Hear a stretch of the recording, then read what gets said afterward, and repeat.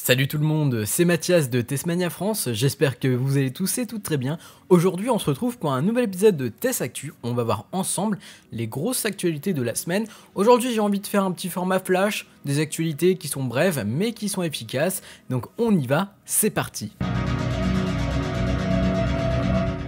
Nous allons commencer dès maintenant cette vidéo en parlant de The Boring Company, une autre entreprise d'Elon Musk. On fera une vidéo dans les semaines qui suivent parce que oui, le Loop de Las Vegas arrive en janvier pendant le CES Las Vegas 2021. D'ailleurs, à propos de ce projet, on a beaucoup plus d'informations sur le Loop qui fait un petit peu le tour du Las Vegas Convention Center.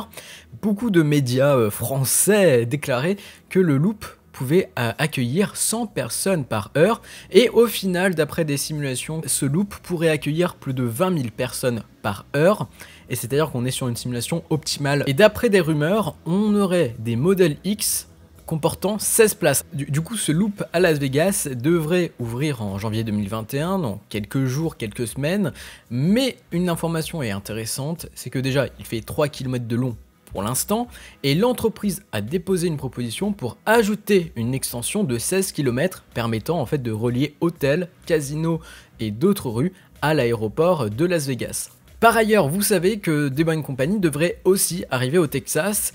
Et maintenant on a plus d'informations, à quelques kilomètres de la Terrafactory d'Austin, l'entreprise a acheté un terrain de 14 acres avec sur ce site 2 bâtiments, donc on sait qu'un loop devrait voir le jour autour de l'usine Tesla et de la ville. Nous on se retrouvera dans quelques jours pour une vidéo spéciale destinée à The Boring Company une fois qu'on aura beaucoup plus d'images et de vidéos autour de ce projet. On va dès maintenant faire un petit tour au Royaume-Uni parce que le maire de Tees Valley, qui se nomme Ben Houchen, et le chef du conseil municipal de Hartlepool, se nommant Shane Moore, ont envoyé une lettre à Elon Musk, le PDG de Tesla, proposant d'accueillir Tesla pour un projet de Gigafactory, voire Terrafactory dans le nord-ouest de l'Angleterre. Dans cette lettre, ils indiquent au PDG que Tesla pourrait débuter des travaux dès février 2021 et avoir l'approbation du gouvernement et de toutes les associations, en soi de l'État, qui les accueillent. C'est très intéressant parce que actuellement la Gigafactory de Berlin a plusieurs opposants et l'Angleterre dit venez les gars, on vous attend. On en reparlera plus précisément dans les jours qui suivent. À la fin du mois, on parlera lors d'un épisode de Test Factory toutes les actualités autour de ces usines. En parlant d'usine, la Gigafactory 4 en Allemagne a peut-être du retard. Alors déjà oui, à des moments le chantier doit s'arrêter parce qu'il y a Jean-Pierre qui doit hiberner, mais ça c'est quand même important, il faut respecter la biodiversité et laisser hiberner les chauves-souris ou bien encore les serpents et les lézards. Mais aujourd'hui, Elon Musk nous rappelle encore une fois que ce modèle Y qui sera fabriqué dans cette usine, disposera de toutes les technologies du battery day, c'est-à-dire le cell to pack, le corps formé par 3 pièces, les 4680, bref, on en a parlé de nombreuses fois, et il a déclaré quelque chose, c'est que le développement industriel va prendre beaucoup plus de temps parce qu'il va falloir tester toutes les machines avant de lancer des productions à grande échelle pour ensuite les livrer.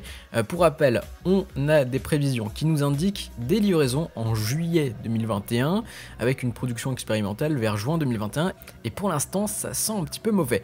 Donc on n'aura peut-être pas de modèle Y venant de Berlin avec des 4680 avant peut-être septembre, ça va peut-être être décalé en 2022, on ne sait pas.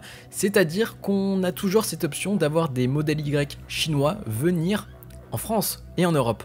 D'ailleurs, il y a un grand mystère encore à résoudre, c'est que le modèle Y serait en train d'être fabriqué en 3 pièces avec les technologies Gigapress, mais maintenant les cellules, on sait qu'on n'est pas sur du 4680, donc peut-être qu'ils ont trouvé une nouvelle architecture de cellules, du moins LG ont lancé des cellules permettant d'effectuer du cell to pack avec la nouvelle architecture du véhicule, donc on a hâte de voir tout cela. Un chaos assez total, on a déjà eu une mauvaise gestion avec la Model 3 MIC SR+, qui a été lancée, et maintenant la transition avec les modèles Y et les commandes, ça va être encore un bordel.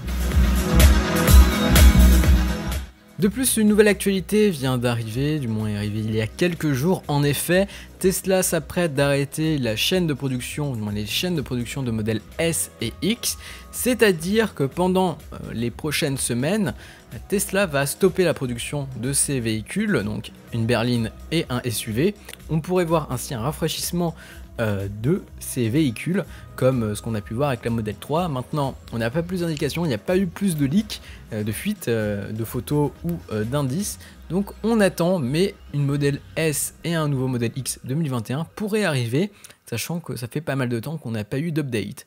Dès maintenant, on va parler un petit peu de SpaceX. Les astronautes Tom Marshburn, Raja Chari de la NASA et Matthias Maurer de l'ESA embarqueront dans une Crew Dragon pour la mission Crew 3 en automne 2022, sachant qu'on a Crew 2 qui devrait arriver prochainement les mois qui arrivent avec Thomas Pesquet lors de cette mission assez sympathique. De plus, on a d'autres petites actualités, c'est que le manager des opérations de SpaceX a indiqué que le lanceur Falcon 9 allait booster son activité, non pas sur la côte est, mais là sur la côte ouest, c'est-à-dire depuis la base Vandenberg aux États-Unis, en Californie, pas très loin de Tesla et du site de SpaceX, du moins du QG. Et ainsi, on va voir beaucoup plus de vols autour de ce lieu.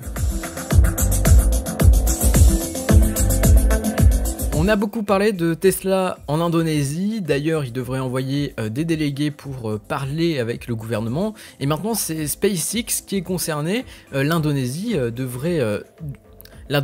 a proposé à SpaceX de créer en fait un site de lancement pour eux, du moins de venir s'implanter en partie dans ce pays pour effectuer des lancements. Alors pourquoi l'Indonésie vise Tesla et SpaceX? On sait que c'est un pays en voie de développement, et les seuls pouvoirs et l'arrivée de SpaceX ou encore de Tesla permettrait de favoriser l'industrie, que ce soit l'automobile ou encore le spatial, sachant que le programme spatial de l'Indonésie, je pense pas qu'il soit aussi ouf. Faisons un petit tour à Boca Chica. Oui, SN9 a glissé, du moins en fait c'est son support qui a cassé, le prototype SN9 a basculé, la grue qui se nomme d'ailleurs Tangzilla est venue le redresser, ils ont mis un nouveau support, le prototype est en vie et c'est ça qui compte. Néanmoins, on ne devrait pas avoir de prototype sur zone de lancement avant le 28 décembre, c'est-à-dire qu'ils vont peut-être changer l'aileron qui est endommagé, ou peut-être attendre que SN10 soit assemblé à 100%, sachant que actuellement il manque l'assemblage du nose cone et de la section renforcée. Le nose cone commence à avoir ses ailerons, et puis ils vont devoir ajouter ce nose cone sur la section de 5 anneaux.